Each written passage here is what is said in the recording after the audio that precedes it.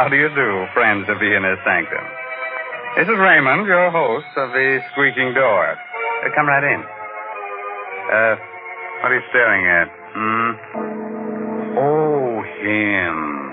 Oh, he won't hurt you. He's been dead for years. He came here with our first program. Said nothing could scare him. I've been using him for a doorstop ever since.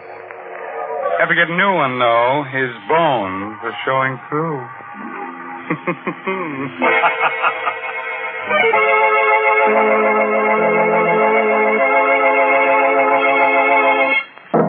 My friends, did you know that this is a bad winter for our ghost friends? Oh, my, yes. There aren't enough sheets to go around, and lots of them have horrible colds. They float around just coughing and coughing their heads on. Are you all set?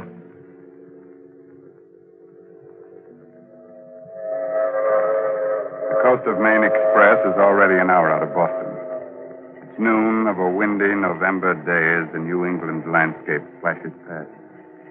On the train, the crowds of servicemen, doting mothers, babies, salesmen, and a man who was this day acquitted of murder because the police couldn't find the body. Richard Fenner sits alone, the suspicion of a smile tugging at thin lips that whisper what his eyes follow on the paper. Body of Ole Sventorg, color chemist of Satan's Point, Maine, still unfound. Sventorg was known to be developing a paint formula, making it possible for colorblind people to see reds and greens as normal people see them. It is believed that the chemist had the final notes for his successful formula on his person. Richard Fenner, youthful assistant, on whom Sventorg tested his pigments, admitted he may have killed Sventorg in a fit of temporary insanity induced by the experiments. He was found in a dazed condition with blood on his hands on the day of the chemist's death. Hello, friend. Anybody sitting here? No? Good. Have a peanut? No, thank you. Best food in the world, peanuts. Always eat them. Name's Botts, friend. Jasper Botts. Travel for Goodman's Steak Store. Don't feel like talking, huh? Got some thinking to do? Well, that's all right. I'll just read a while. Idiot. I've done my thinking. So many things to think about. So much for Anna and me to remember. It had been hard to convince Anna at first. Easy enough for me to say, we have to get rid of Ole. But Ole was Anna's brother. We talked it over on the cliff near the land. We have to, Anna. We have to go through with it. Oh, Richard, there must be some other way. The way things are now, everything's hopeless. You know that. With the paint formula cleared, we can be married. Richard, I love you so much. I'd do anything for us. But this is... Murder? Huh. You needn't look at it that way, darling. So far as you're concerned, Ole will just disappear. But suppose something goes wrong. Suppose you're convicted. Not a chance. You can't convict a man for murder until you find the body. And they'll never find Ole. We must, Anna. We must. Very well, Richard. When? When will you... The moment Ole finishes the formula. It's almost ready now. I'll have to do it that instant to make my alibi hold. Today, tomorrow, soon, anyhow. Everything else is ready. I love you above everything else in the world, Richard. I love you enough for even... Have a peanut, friend? No? Oh, snoozing, huh? Traveling on trains will make some people sleepy. Not me. Been on trains all my life. Never get sleepy. Going far? Satan's Point, Maine. Satan's Point? Never heard of it. Must be a devil of a small place.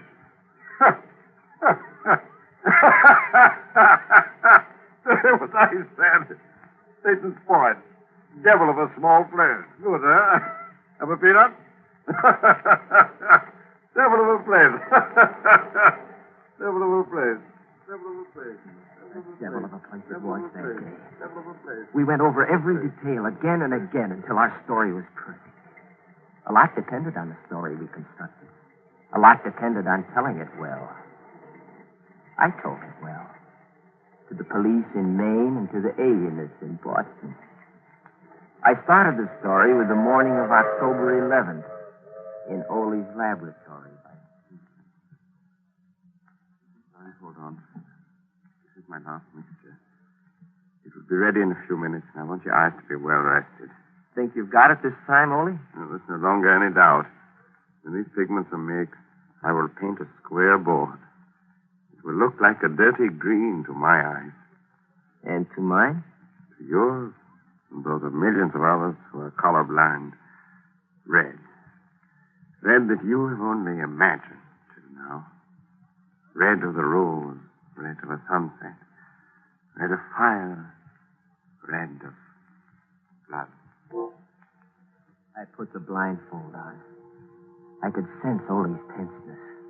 He'd worked 15 years to make this moment arrive. This is from all I can see. A miracle is about to take place. But I confess to one great fear. What's that, Ole? I'm not afraid the formula is wrong. I'm afraid for you. For me? Yes. I have to warn you, Richard.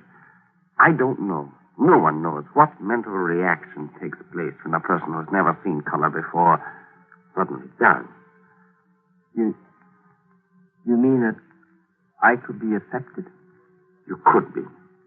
You see, red excites even normal people. It vibrates in the brain. With you. Let's have a look, Ole. Now, Richard, when you take the blindfold off, look straight ahead of you. The board is right before your eyes. Look, Richard. And when you do, start talking right away. I want your immediate reaction. Okay, here goes. Look. See, Richard. Look, it's red. Look.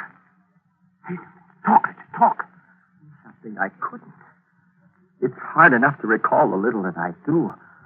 I was staring straight ahead of me at a square board. Nothing happened for a brief instant. And then I caught my breath sharply. My eyes dried. They burned. I closed them, but the patch of exquisite color seared my brain. A single hot, flashing stab of pain pierced my hip.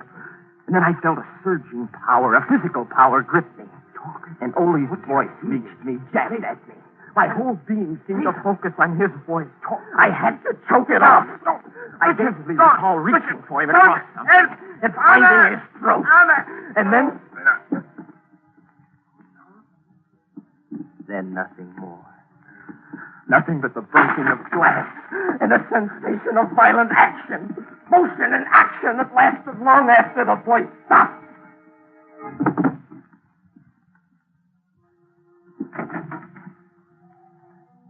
Then I felt cold air lashing at me. I was carrying something limp and heavy. There's a point of rock outside the house. It juts over the sea. I stood there for I don't know how long. The first clear thing I recall is identifying Anna's voice coming towards me. Richard! Darling, what are you doing? Richard! Your hands!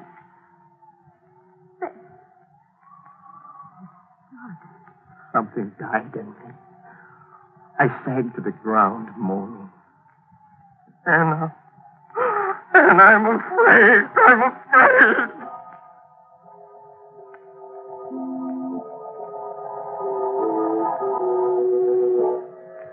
Well, that was my story. That's what I told them all. They didn't believe me, so what? They didn't find Ole. Anna told her own story as well, about coming back from town in the station wagon, finding me on the rock with blood in my hands. In the time they searched the house and the grounds, they came close, too close, just once. It was the day they gave up the search. I was standing in the yard with the guard when the inspector called me over to the little meat house near the cliff. Well, they'd been through it before, but the inspector held something in his hand. You sure in your day's meanderings you didn't come near this meat house, Fenner? Well, I can't be sure of anything, Inspector. I don't think so. Why? There's no felt hat I overlooked before. Got the initials OS stamped in it. Holy hat. I left it out. Was our whole plan going to be upset by a hat? Right, Fenner? It's Ole's. He always wore it out here when he worked on his meat. No? And the blood on the brim? Well, look around you for the answer to that one. Ole was proud of his larder. He just hung 2 quarters of beef the other day for aging. Right over there, see? It was fresh killed stock. Blood probably came from that. Yeah, we'll have the blood tested anyhow. All right, Fenner. You can go back now. I walked away a little elated. Habit's a funny thing. It plays tricks, even on detectives. People are used to thinking of bodies as being so many feet long, with 2 legs, 2 arms, and a head.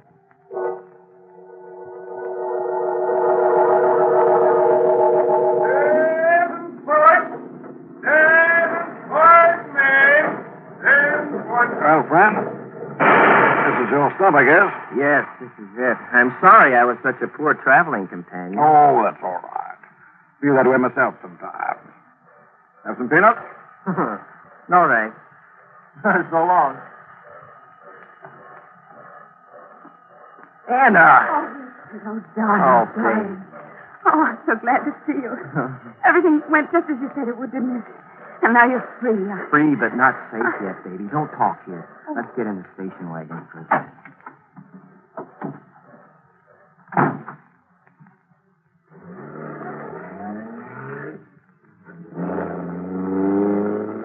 None of the papers believed our story, did they? No, and it's just as well.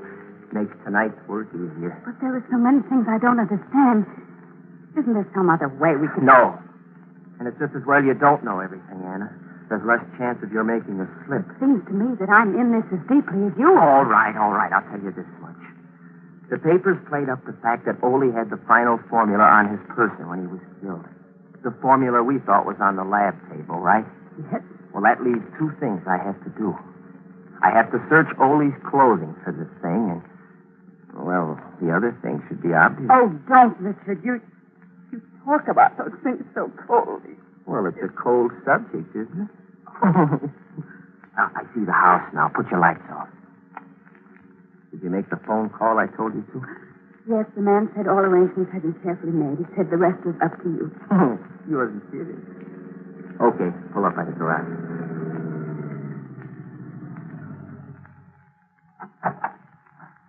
Don't look around you as we walk into the house. Oh, I'm not as calm as I thought I'd be. You've got nothing to be afraid of, darling. Unless you believe in spirits. Richard, let's do what has to be done and go. Did you have that extra key made for the meat house? Yes. Yes, here it is. Good. Now, do just as I tell you. My life depends on it. You'll stand at the kitchen door with the lights off, and you won't take your eyes off the meat house for 1 second. That's right. The meat house door will be open so you can see me working. The lantern will make it light enough. Right now, I'm going to stand in front of the only window in the room we left the blind up on. While I'm there, you go get the dummy we had made to look like you. Put it in a chair in the position you're in now. Got that? Yes. All right, get the dummy. It's in the linen closet.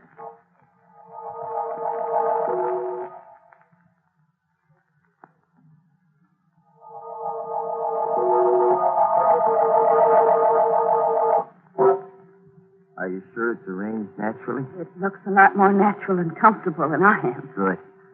Now crawl below the window level into the kitchen. Set? All set. Here's the revolver. Now stay in the shadows while I light the lantern and leave. And then stand in the door as I told you to. And remember to watch the meat house. Scared? Yes, but I'll do my part. Don't worry. Just be careful and hurry. Well, this gruesome business will be over soon, baby, and it's worth it. What are a few days of this compared to what's in store for us? I know. But hurry.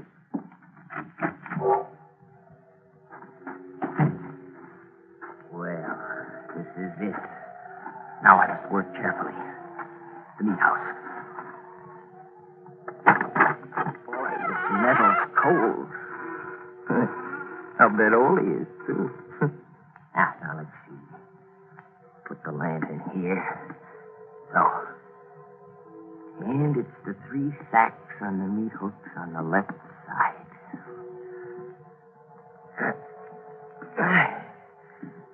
Heavy. Seem heavier than when I put them up. I'll start on this one. My knife. Yeah, close it here. Now, let's see. It'd be the inside coat pocket. Yes, here it is. Here's the... You. Hello, friend. Have a peanut? You were on... That's right. I was on the train. I got on because you did. And I got off because you did. Small world, huh? Yes, isn't it? Let's see. Didn't you say your name was Jasper Botts? Yeah. Good memory you've got. I see you finally remembered where you hid poor Sventog's remains. What do you want, Botts? See? I can crack peanuts with one hand. Good, huh? Just telling you in case you think it might spoil my aim. For your little partner in crime sitting comfortably back in the house, waiting for you to finish your business here. What do you want, Botts? You and the formula, my friend. I followed your case very carefully.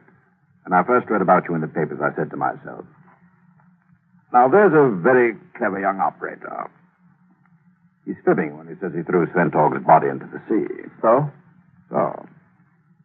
Wouldn't take a chance on its turning up on some shore. That would convict you. No body. No murder, eh, fella? You're right, Botts. Then when I read that Sventog's formula was on him when you murdered him, I knew you'd have to get it from the body before, destroying the corpus delicti. Simple? Hmm? All right, Botts. Put the cuffs on and let's go. Oh, gosh. I see you don't understand. I'm not a detective. And you're not going anywhere. Anymore. All I want is the formula. Oh? That's how it is. Mm-hmm. That's how it is. Why? Why what? Why am I going to kill you? Because that's life insurance for him. My business. Why do I want the formula? Well, I tried to buy it from Sventog about a month ago. We knew he had it just about finished, but he turned me down. So you read about the murder, figured out that I was after it, and now you want to take it away from me. It's pretty low, Botts. Yeah. Well, you see, I can get a much better price for it than you can. Some friends of mine think it would be a valuable asset in counter-camouflage, making targets in this country. Clever, hmm? Don't move a muscle, Mr. Botts. You? That little round thing in your neck is the muzzle of a .38. Just open your fingers very slowly and drop the gun. That's it. Now stand still. All right, Richard. Good girl. Now I'm taking over, Botts.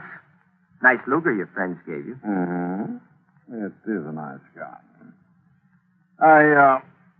I hope you won't hang me on those hooks. Oh, no. No, I've got other plans for you. Annie, you feel all right? Yes, I'm all right. Just that thing on the floor. Yeah, I know. Well, don't look, darling. We're going back to the house now. And look, Botts, no brakes, please.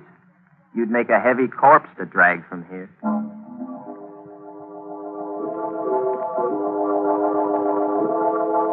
Wow, that's a very cozy little room. Tired and everything, huh? Okay, darling, make your phone call.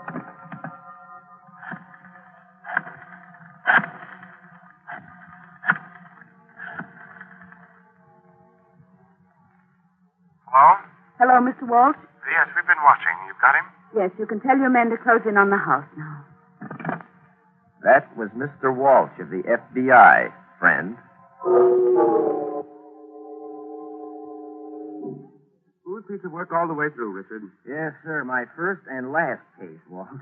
Well, we don't usually call on outsiders for help, you know, but this was such a natural.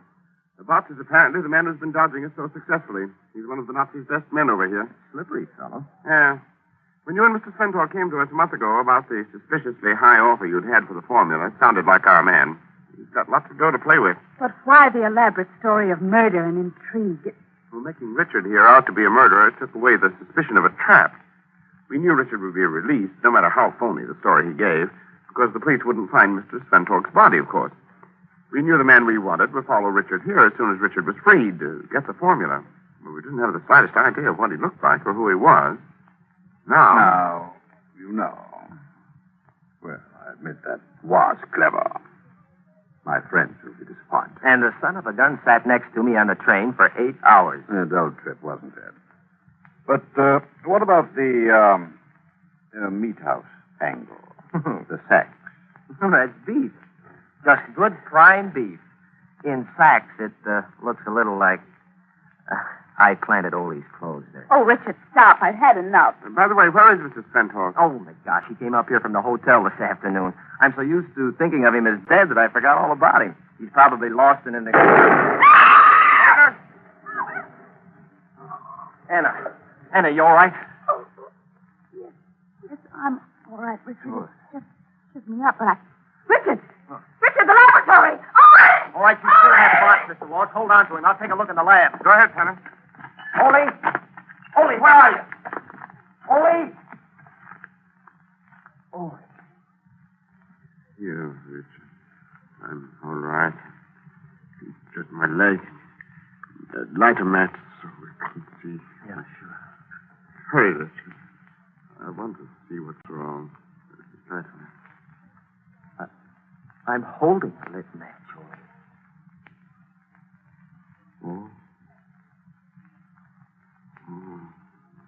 I see. Your eyes, Ole. Richard! Richard, He's all right, Anna. I'm bringing him out now. He's all right, yes. But never again to see the red of a rose. The red of fire. The red of a sunset. The red of blood. Ole's formula brought color to millions. Now, he's blind.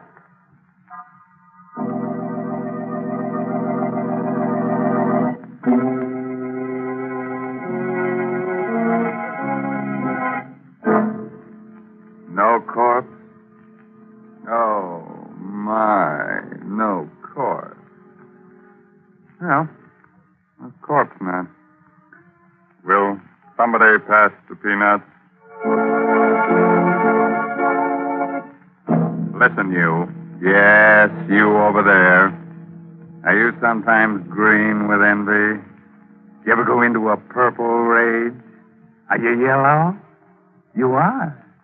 Oh, well, don't worry about it. You've got what the writers call a colorful personality. Or maybe you're just a rainbow.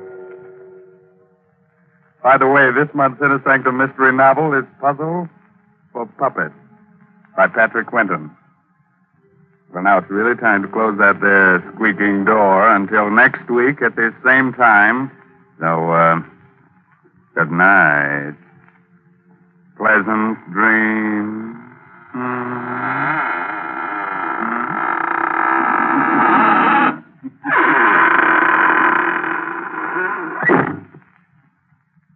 And so for now, we brush off Raymond, a friendly host of Dana Sanctum, a charming ghoul, responsible for tonight's bedtime story. Yes, let's shake that inner sanctum dust from our heels and point them in the direction of the green room and a quick listen at the door. Yes, our players are there, rehearsing the next performance in a mystery playhouse. Follow me, please. Come. Come. Come.